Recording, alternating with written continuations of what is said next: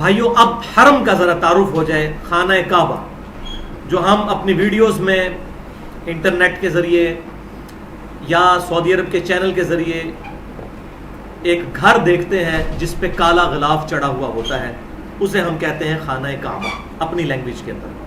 اور وہ پوری مسجد جو ہے مسجد الحرام ہے، یعنی حرمت والی جگہ ہے، وہاں پر حرام کام کرنا بہت بڑا گناہ ہے. اس کا تعارف ہم سن لیتے ہیں. خانہ کعبہ شریف بھائیو بیسیکلی ریکٹینگولر شیپ میں ہے، مستطیل ہے، اور اگر حتیم کو بیچ میں شامل کیا جائے تو پرفیکٹ مستطیل بن جائے. لیکن اس وقت بھی اگرچہ حتیم باہر ہے لیکن پھر بھی یہ ریکٹینگولر شیپ میں ہے خانہ کعبہ شریف. اگر انڈیا، پاکستان اور بنگلہ دیش کی طرف سے خانہ کعبہ کو دیکھا جائے تو سب سے امپورٹنٹ حصہ خانہ کعبہ شریف کا وہ ان علاقوں کی طرف، مشرق کی طرف ہے، اور اس کے تمام اہم جگہیں ادھر سے نظر آ رہی ہوتی ہیں. یہ ریکٹینگولر شیپ میں خانہ کعبہ شریف، اس کا جو یہ والا کارنر ہے، اس کارنر پہ ہے حجر اسود جو جنتی پتھر ہے. اس کا تعارف بھی میں بعد میں کروا دوں گا. اس کے ساتھ ہی تھوڑے سے فاصلے پر خانہ کعبے کا دروازہ ہے، اور یہ کونا تو ہو گیا حجر اسود والا. یہ جو دوسرا کونا ہے ریکٹینگل کا، اس کو کہتے ہیں رکن عراقی، یعنی یہ جو کونا ہے عراق کی طرف ہے. اسی طریقے سے اس کے بالکل ڈائگنلی اپوزٹ جو ہے وہ ہے رکن یمانی. یہ کارنر یمن کی طرف ہے، اس لیے اسے رکن یمانی کہتے ہیں. اور حجر اسود کے ڈائگنلی اپوزٹ جو رکن ہے اس کو رکن شامی کہتے ہیں. یہ کارنر شام کی طرف ہے. یہ یاد رکھنا ضروری نہیں ہے لیکن میں صرف سمجھانے کے لیے یہ بات کر رہا ہوں. اسی طریقے سے رکن عراقی سے لے کر رکن شامی تک ایک چھوٹی سی دیوار سائیڈ میں سیمی سرکولر نظر آئے گی. اس کو ہم کہتے ہیں حتیم، اور یہ خانہ کعبے کا حصہ ہے.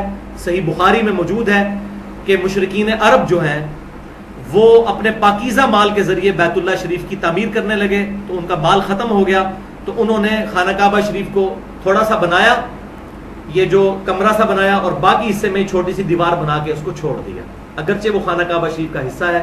اور بخاری اور مسلم کی حدیث ہے، اے عائشہ اگر مجھے تیری قوم کا خیال نہ ہوتا کہ یہ نئے نئے جاہلیت سے پھرے ہیں تو میں حتیم کو بھی خانہ کعبے میں داخل کر دیتا، لیکن فتنے کے ڈر سے نہیں کرتا، اور وہ اللہ کی طرف سے ہمارے لیے رحمت ہوئی. آج تک حتیم خانہ کعبے سے باہر ہے، لیکن اس کے اندر نماز پڑھنا گویا خانہ کعبے کے اندر نماز پڑھنا ہے. اور اسی کے اندر اوپر آپ دیکھیں گے پرنالا بہت بڑا سا نظر آئے گا، اسے مزاب رحمت کہتے ہیں، یعنی خانہ کعبے کی چھت کا پانی حتیم کے اوپر گرتا ہے. تو حتیم میں کھڑے ہو کر نماز پڑھی گویا کہ آپ نے خانہ کعبہ کے اندر پڑھی، اور آسانی سے بندہ پہنچ جاتا ہے. اسی طریقے سے یہ جو دیوار ہے جس کے ایک کونے پہ حجر اسود اور دوسرے پہ رکن عراقی ہے، اسی میں رکن عراقی کے پاس ہی تھوڑا سا پیچھے ہٹ کر مقام ابراہیم ہے، یلو کلر کی جالی، اور اس کے اندر وہ پتھر جس پہ ابراہیم علیہ السلام کے پاؤں مبارک کے نشان اب بھی موجود ہیں، اللہ تعالیٰ کی طرف سے معجزانہ طور پر، جس پہ کھڑے ہو کر انہوں نے خانہ کعبہ کی تعمیر کی تھی، جس کا ذکر قرآن میں ہے وَاتَّخِذُوا مِن مَّقَامِ إِبْرَاهِيمَ مُصَلًّى. اے نبی صلی اللہ علیہ وسلم ابراہیم علیہ السلام کے کھڑے ہونے کی جگہ کو اپنا مصلی بنا لو. اسی طریقے سے یہ حجر اسود اور رکن یمانی، اس کے درمیان جو دیوار ہے اسے کہتے ہیں مستجاب، دعاؤں کی قبولیت کی جگہ. 70 انبیاء کا مصلی رہا ہے. اس دیوار کے سامنے اگر نماز پڑھی جائے تو آپ کا رخ بیت المقدس اور خانہ کعبہ دونوں کی طرف ہو جاتا ہے. اسی لیے آپ صلی اللہ علیہ وسلم مدینہ شریف ہجرت سے پہلے یہیں پر کھڑے ہو کر نماز پڑھتے تھے تاکہ دونوں قبلے کی طرف منہ ہو جائے.